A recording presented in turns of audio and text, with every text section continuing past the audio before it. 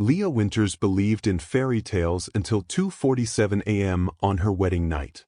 The hotel corridors stretched endlessly before her, each step amplifying the silence that shouldn't exist. Her silk robe whispered against designer floors while her heart screamed warnings she'd ignored for months. Derek's side of the bed had been cold. Not warm turning cold. Ice cold. 3 hours married and already searching for her husband. Most brides worry about consummation jitters. Leah was hunting through a 5-star hotel like prey tracking a predator. The irony would have made her laugh if terror hadn't wrapped its fingers around her throat. She'd noticed things. Of course she had. The way Derek's phone screen went dark whenever she entered rooms. How Taryn, his best man, his brother from another mother, would stop mid-sentence when she appeared.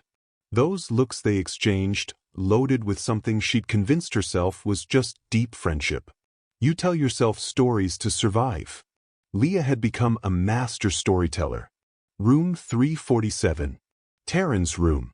Her feet stopped before her brain caught up. Why here? Why would Derek be here? The questions felt stupid even as they formed, because some part of her, that animal instinct we pretend civilization erased, already knew. Her knuckles hit the door once. Twice.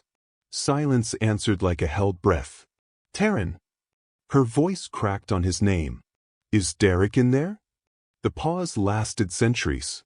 Somewhere downstairs, their wedding cake still sat half-eaten, white fondant hiding red velvet beneath. Pretty lies covering darker truths. Just like everything else. The door opened 6 inches. Taryn stood there in black boxer briefs, nothing else. His chest, the one Derek had joked about at the gym, had spotted at the bench press, had touched more than any friend should, gleamed with sweat. His eyes held something worse than guilt. Pity. Leah, you should go back to... She shoved past him. Desperation makes you strong in ways you'll later regret. The room smelled like them. That specific scent of skin and secrets that every betrayed partner recognizes instantly. And there, sitting on the unmade bed with his head in his hands, was Derek. Her husband of exactly 3 hours and 42 minutes. He wore the hotel robe. Just the robe. His wedding suit lay crumpled near Taryn's clothes, fabric bleeding together like their lives had been doing for God knows how long. Baby, I can explain, Derek started, but Leah's laugh cut him off. That horrible sound that comes when your brain breaks and takes your voice with it. Explain. The word tasted like poison. Explain what? That I just walked down an aisle toward a lie? Said vows to someone who was looking at his best man the whole ceremony? Subscribe now. Some people never see betrayal coming. Don't be blindsided. Derek stood, hands reaching for her like she was the one who needed steadying. It's not what you think. Not what I think? Leah's voice climbed octaves. You're in his room. Barely dressed. On our wedding night. What exactly am I supposed to think, Derek? That you're discussing fantasy football? Taryn moved toward the door. Maybe I should. Stay. The command came from somewhere primal. You're part of this. Both of you. How long? The silence stretched. Stretched again. 6 months, Derek whispered. 6 months. Half a year. While she'd been selecting centerpieces and seating charts, tasting wines and choosing fonts for invitations that announced a marriage already rotting from the inside. While she'd been trying on dresses, Derek had been taking them off for someone else. For Taryn. The engagement party, Leah said slowly, pieces clicking into horrible place. You disappeared for an hour. Said you were helping Taryn with his car. Derek's face confirmed everything. The bachelor weekend in Colorado. My bridal shower weekend. You said you'd miss me too much. Her laugh could have cut glass. You weren't alone at all, were you? Leah, please, Taryn started, but she wheeled on him. You stood next to him today. Handed him my ring. Smiled at me like we were family. Her voice dropped to something deadly. You watched me promise my life to him knowing you'd already taken it. I never wanted to hurt you, Taryn said, and God, he even sounded sincere. Then what did you want? Leah demanded. What was the plan? Keep fucking my husband in hotel rooms while I made dinner and did his laundry?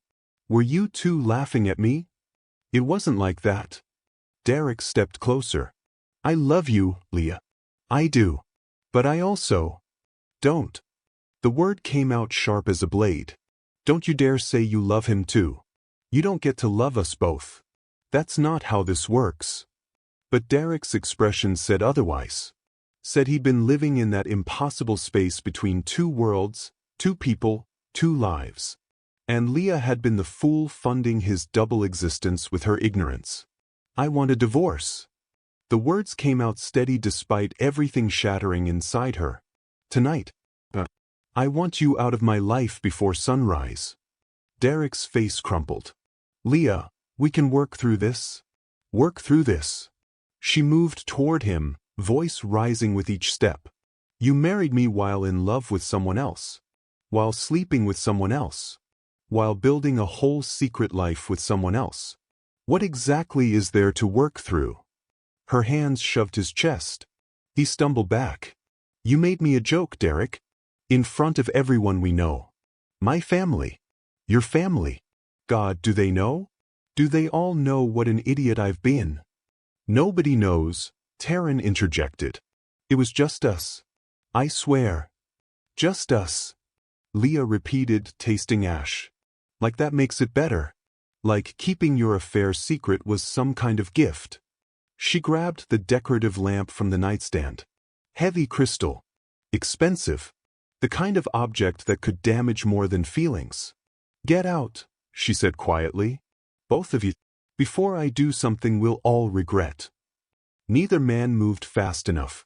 And that's when everything went red. Welcome to True Crime Files HQ, where we uncover gripping true and fictional crime stories that keep you hooked and leave you with powerful life lessons. Thank you so much for stopping by. Your support means everything. If you love stories that shock, inspire, and make you think, then you're in the right place. Don't forget to like, comment, and subscribe so you never miss a chilling new story from us. And remember, every story hides a truth. Stay curious, stay safe.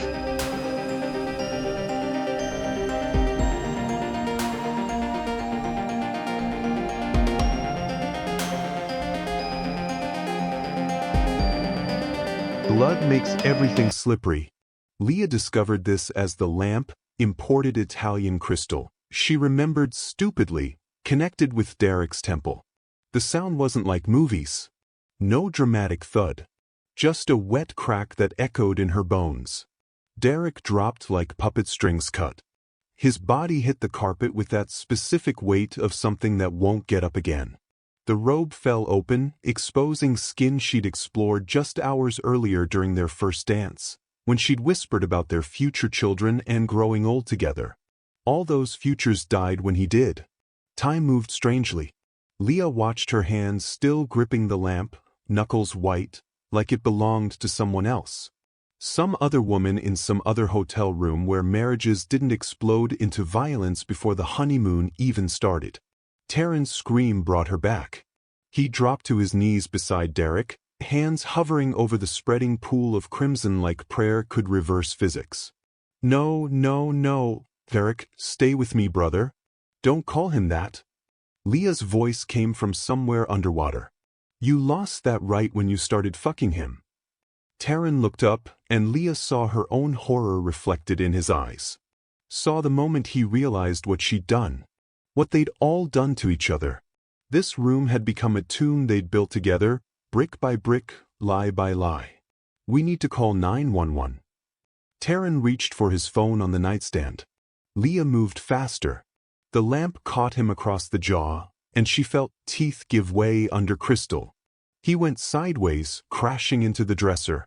Picture frames, photos from their friendship, Derek and Taryn grinning at cameras over years of documented devotion, shattered around him like prophecy. You don't get to save him now, Leah heard herself say. You wanted him? It is yours. Forever. Would you have stopped? Drop a comment. What would you have done? Taryn tried to stand. Blood poured from his mouth, painting his chest in abstract patterns. He looked like art, like punishment, like everything she'd been swallowing for 6 months while they'd carved her life into Swiss cheese and expected her to smile through the holes. "Leah, please." He raised his hands in surrender, those same hands that had touched her husband in ways she'd only imagined in their marriage bed. "I'm sorry. God, I'm so sorry. But this isn't you. You're not a killer. How would you know what I am?" She advanced, lamp still raised.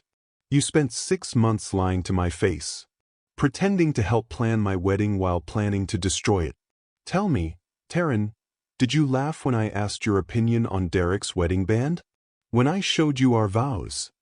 I never laughed at you." He was crying now, crimson tears mixing with the blood. "I hated myself every single day." "Good."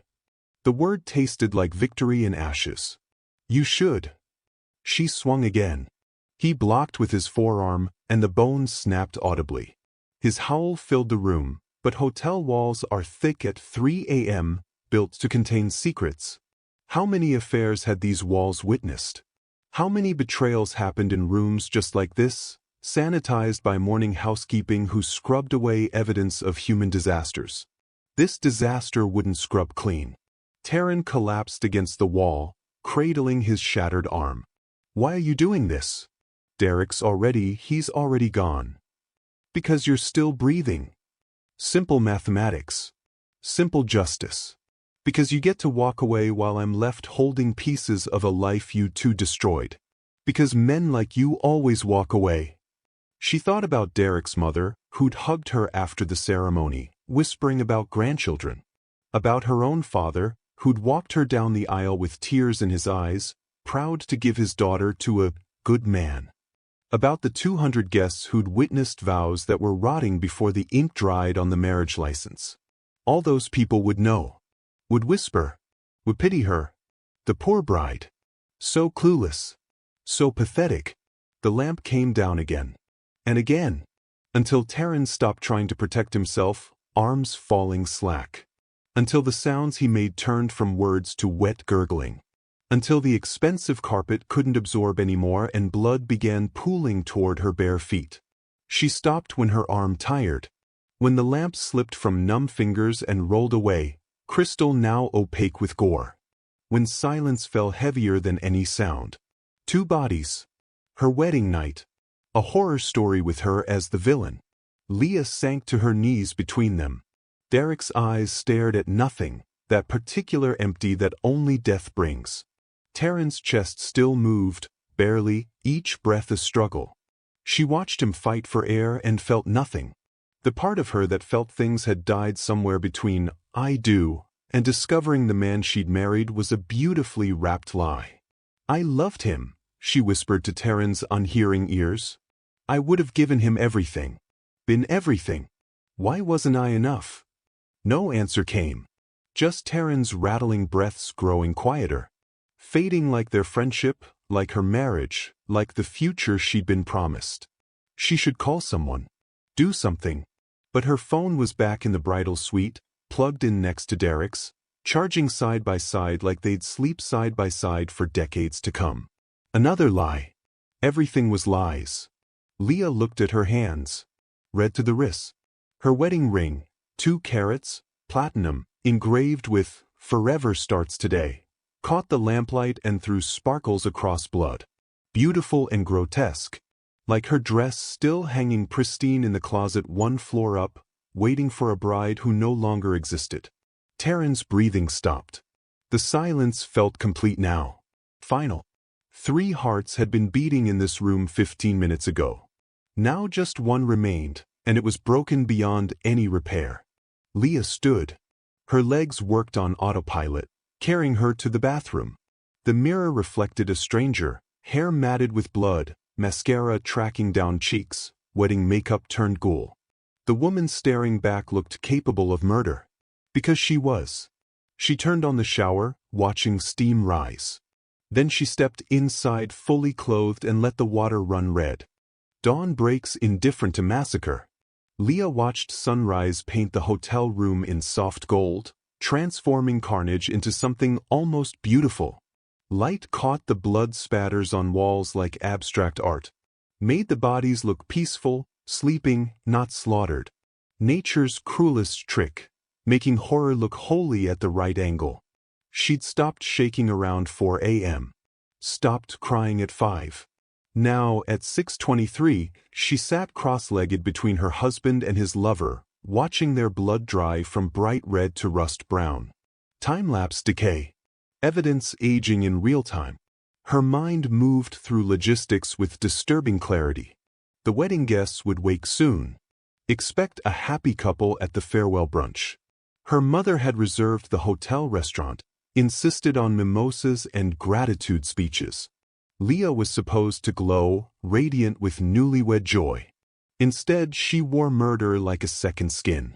The knock at the door froze her blood colder than the corpses beside her. "Taryn? You up, man?" Male voice. Unfamiliar. Front desk called. Said you ordered breakfast but aren't answering. Leah's breath caught. She hadn't heard anyone order food. Must have been before everything. When Taryn and Derek were still alive, still planning whatever future they thought they could steal. "Taryn." Louder now. More concerned. "Gonna use my spare key if you don't answer." Hotel policy. Spare key. Of course. Because Taryn had been the best man, had helped coordinate everything, had probably charmed the staff into thinking he was responsible and trustworthy. Had probably flirted with them using the same smile he'd used to destroy her marriage. The electronic lock beeped. Door handle turned. Leah didn't move. Didn't hide. Just sat there in her blood-stiffened wedding robe while reality crashed through the door in the form of a young hotel employee carrying a breakfast tray. The tray hit the floor first. Then the screaming started. Subscribe before you miss what happens next. This story only gets darker. The police station smelled like burnt coffee and broken promises. Detective Ramona Chen sat across from Leah in an interrogation room painted institutional beige. Everything about the space screamed confession booth. Cameras recording, walls bare, metal table bolted to the floor. Leah wondered how many people had sat in this chair and told truths that would end their lives. Now her turn. "Walk me through it again," Chen said, voice neutral. She'd been kind so far, offering water and tissues, playing the understanding friend. Leah wasn't fooled. Cops only played nice when they wanted something. "I already told you." Leah's voice sounded foreign. Flat. Like someone had scooped out all her inflection and left just words. "I found them together. Lost control. Killed them both." "Found them together how?" Chin leaned forward. "Be specific." Leah closed her eyes, seeing it again. The door opening. Taryn's half-naked body. Derek's guilt-stained face. The smell of sex and betrayal thick enough to choke on. "My husband was in his best man's room. At 3 in the morning. On our wedding night." She opened her eyes, met Chen's gaze. "Do I need to draw you a picture, detective? So you assumed they were having an affair?" "I didn't assume anything." Derek confessed. Said it had been happening 6 months. That he loved us both. Leah laughed, that broken sound again. Like loving two people justifies destroying one. Chin scribbled notes. "And your response was to strike Derek with a lamp." "My response was to feel my entire life collapse. The lamp was just nearby." "And Taryn? He didn't attack you. Witnesses say you struck him multiple times. Broke his arm. His jaw. Caused internal bleeding that killed him." "I know." Leah looked at her hands, still faintly pink despite hospital scrubbing. "I'm aware of what I did, detective. I was there." "Were you aware during? Or did you black out?" The question hung between them. Leah knew what Chen wanted. Temporary insanity, crime of passion, some legal angle that would make the murders understandable. Palatable. Something jurors could sympathize with while still maintaining that comfortable distance between themselves and someone who'd done the unthinkable. "I remember every second," Leah said quietly. "Every hit. Every scream. Every moment they realized I wasn't stopping." Chen's pen paused. You're not helping yourself here. I'm not trying to help myself.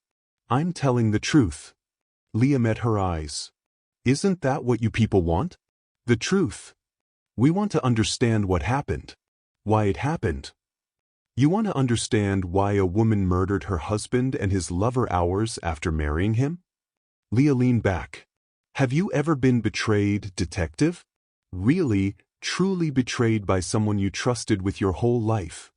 Something flickered across Chen's face. Recognition. Memory. Everyone carries betrayal differently, but the weight feels universal. This isn't about me, Chen said carefully. No, it's about me. It's about Derek. About Taryn. 3 people who made choices that led to 2 corpses and me sitting here in borrowed clothes because mine are evidence now. Leah's voice cracked. You want to understand? Imagine planning a wedding for a year. Every detail perfect. Every moment curated. Then discovering it was all performance. That the man you loved was counting down minutes to get back to someone else. So you killed them. So I destroyed the thing that destroyed me. Leah's hands clenched. An eye for an eye, detective. Biblical justice. That's not justice. That's murder. What's the difference? Really? Leah challenged. They murdered me first. Killed the woman I was, the life I thought I had. I just made their deaths visible. Chen studied her, and Leah wondered what she saw. Monster? Victim? Some horrible hybrid of both? You're going to prison, Chen said finally. You know that, right? For a long time. I know. Any remorse? Leah considered the question honestly. Searched inside for guilt, horror, regret. Found only emptiness and the echo of Derek's last expression. Surprised that she'd actually done something instead of just taking it like she'd taken everything else. I'm sorry they're dead, she said slowly. But I'm not sorry I killed them. Does that make sense? Chen's expression said it didn't. Couldn't. Wouldn't. But Leah had stopped caring about making sense around the time she'd stopped being a bride and started being a murderer. The courtroom reminded Leah of her wedding venue. Same desperate attention to appearance, same uncomfortable seating, same feeling of watching a performance where everyone knew their role except her. Except this time, instead of vows, she'd be sentenced. Instead of I do, she'd say guilty. Different ceremony. Same ending, commitment that lasted until death. Her lawyer, Marcus Okafor, had the kind face of someone who'd seen worse. The prosecution is offering a deal, he whispered, sliding papers across the defense table.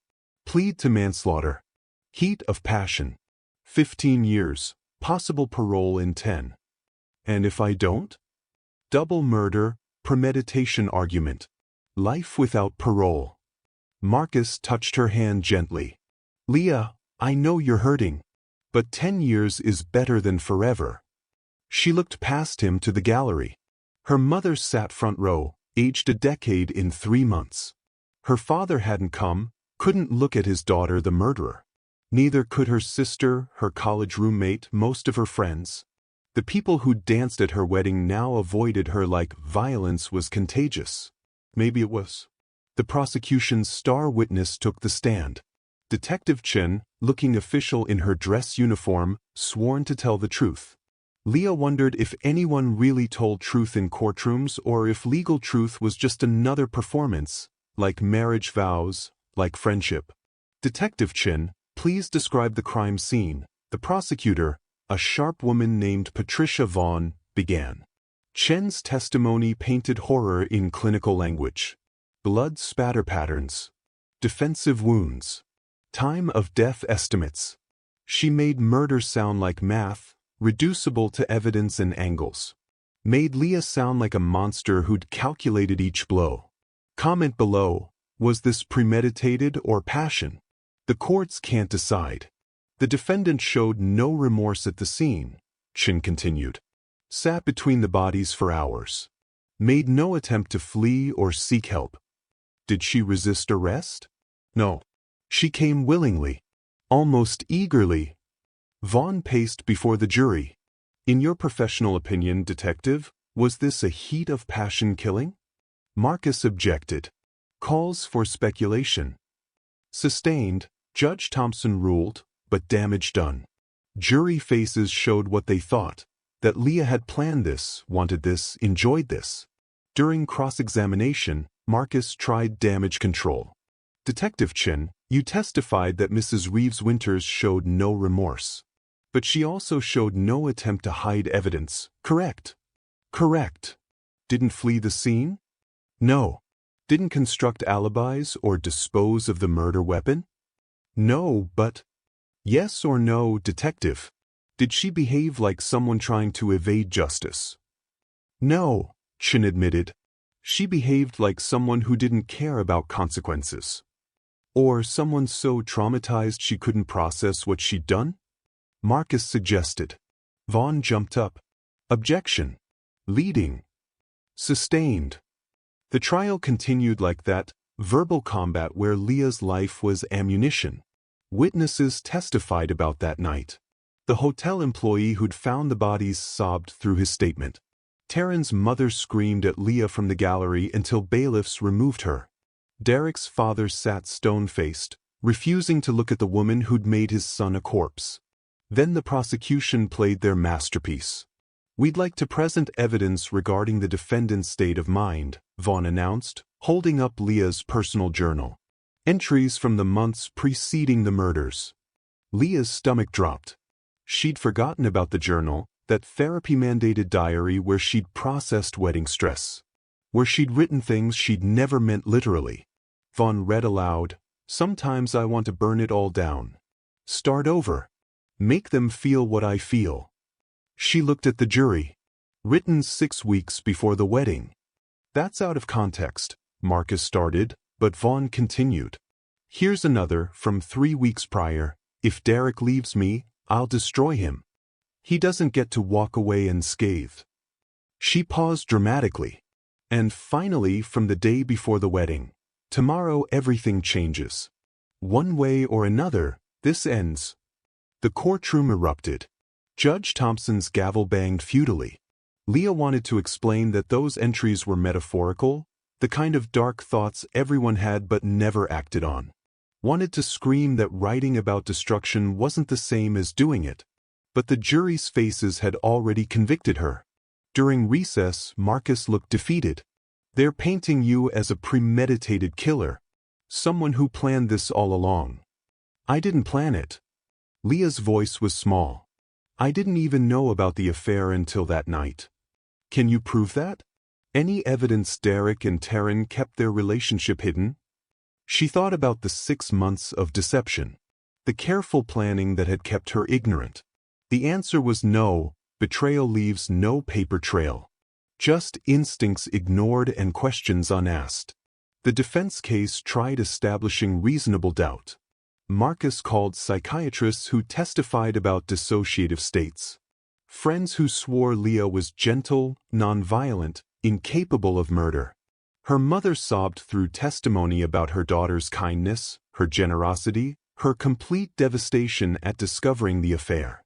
None of it mattered, because Leah herself took the stand and destroyed every careful argument Marcus had built. Mrs. Reeves-Winters, Vaughn circled like a predator. Do you regret killing your husband? Leah looked at Derek's family. At Taryn's mother. At the jury expecting remorse, apologies, some sign she understood the magnitude of taking 2 lives. I regret marrying him, she said instead. Gasps rippled through the gallery. Marcus's head dropped into his hands. Excuse me? Vaughn couldn't hide her glee. I regret trusting him. Believing him. Building a life with someone who was living a double existence. I regret being naive enough to think love meant honesty. Leah's voice strengthened. Do I regret that they're dead? Some days. But I don't regret refusing to be the fool they made me. So you admit the murders were intentional? I admit I was pushed past reason. They built the bomb, I just lit the match. A yes or no, Mrs. Reeves-Winters? Did you intentionally kill Derek Winters and Taryn Blake? The moment stretched. Leah could lie, could craft careful answers that left room for reasonable doubt, could play the broken victim and maybe see daylight before she was 50. Or she could tell the truth one last time. Yes, she said clearly. I killed them. And given the same circumstances, the same betrayal, the same choice between living as their fool or making them pay, I'd do it again. The courtroom exploded. Judge Thompson's gavel couldn't contain the chaos. Marcus looked like he'd been shot. And Leah felt, for the first time since her wedding night, completely honest. The jury deliberated 90 minutes. Guilty on both counts. First-degree murder. Life without parole. Prison smells like disinfectant failing to mask desperation. Leah had been inside 15 months when the letter arrived. Plain envelope, familiar handwriting that made her hands shake. Derek's handwriting. Impossible, because Derek was dead, had been dead since she'd destroyed him with Italian crystal. But the postmark was recent. She opened it in her cell while her cellmate pretended not to watch. If you're reading this, I'm dead. You're in prison. And you deserve to know the truth. The affair with Taryn was fake. All of it. We were never together. Her breath stopped. I owed dangerous people $300,000. They gave me two options, pay up or die slowly. Taryn offered a third option. His life insurance was $2 million. Mine was $1.5 million. If we both died under the right circumstances, our families would get everything. You'd be rich. Everyone wins. Except we needed someone to kill us. Someone with motive who'd snap under pressure. The cell walls closed in.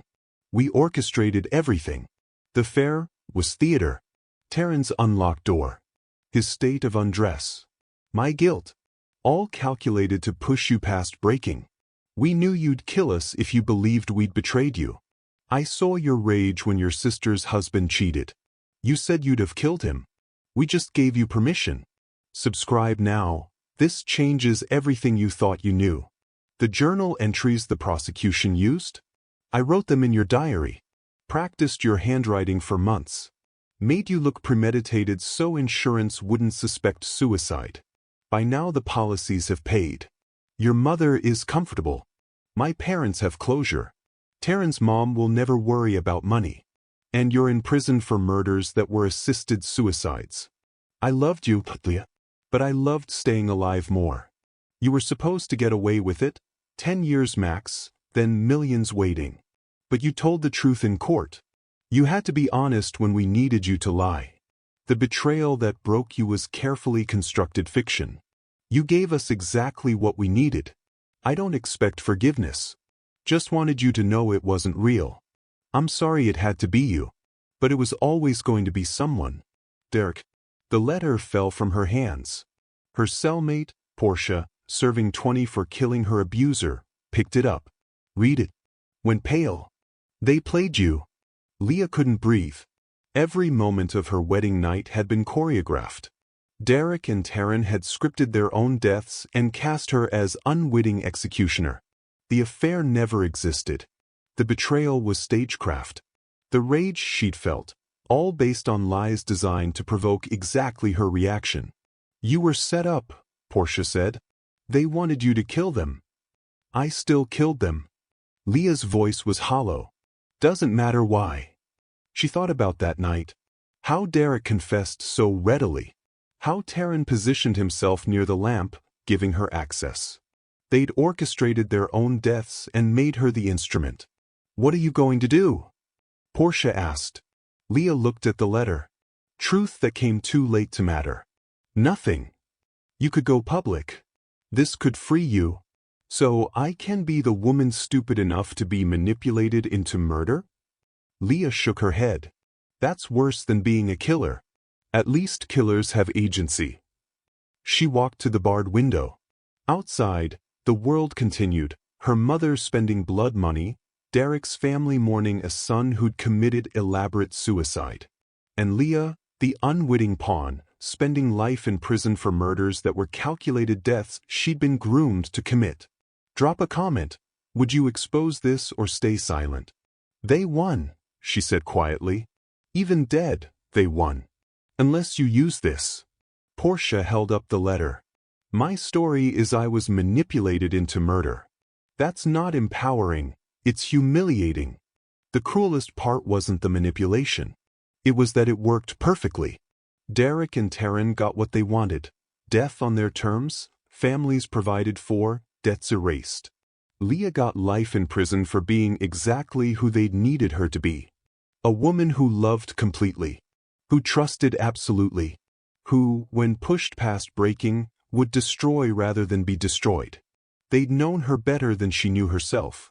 I'm keeping the letter, Leah decided. But I'm not sharing it. Why not? Because some truths are worse than lies. She turned from the window. I'd rather be a murderer than a puppet. At least murder implies choice. She slid the letter under her mattress. Burial for truths better left dead.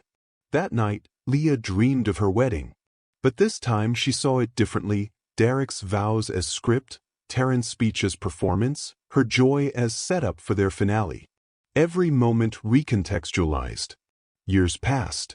Leah became a model prisoner. Taught classes. Mediated disputes. Built a life inside walls she'd never leave. Her mother visited monthly, always asking why she wouldn't appeal. Leah never explained. On the 20th anniversary of her wedding night, reporters requested interviews. Said people wanted her side. Leah declined. Her story finished the moment that lamp fell. But sometimes, late at night, she'd read Derek's letter. His confession. His apology. His pride in manipulating her so completely. And she'd think about how love and cruelty could wear the same face. How the difference between victim and villain depended on who told the story last. Derek thought he'd written her ending. But Leah had the final word, silence. No interviews. No redemption arc. Just a woman who'd killed 2 men and refused to let their deaths become entertainment. Who accepted that some actions couldn't be explained away, even when explanations existed. Derek had made her a killer. She'd decided what kind of killer to be. And in that choice, that small, stubborn, silent choice, she'd finally taken back something he'd stolen. Not her freedom. Not her future. But her ending. 25 years later, a podcast discovered her case. Released the letters. Public opinion shifted, from monster to victim. Petitions demanded her release. Leah refused to participate in her own exoneration. She died in prison 6 years later. Heart failure. Her obituary called her story tragic. Complicated. Cautionary. 3 graves in different cemeteries. 3 stories merged into one impossible truth. Sometimes love kills you. And sometimes it kills everyone. If this made you feel something, drop a comment. Tell me what you'd have done. Because someone right now is being manipulated by the person they trust most. Subscribe. These stories matter. Real people. Real consequences. Real warning signs. Don't let manipulation work on you. Stay aware. Stay subscribed. The most dangerous lies are wrapped in love.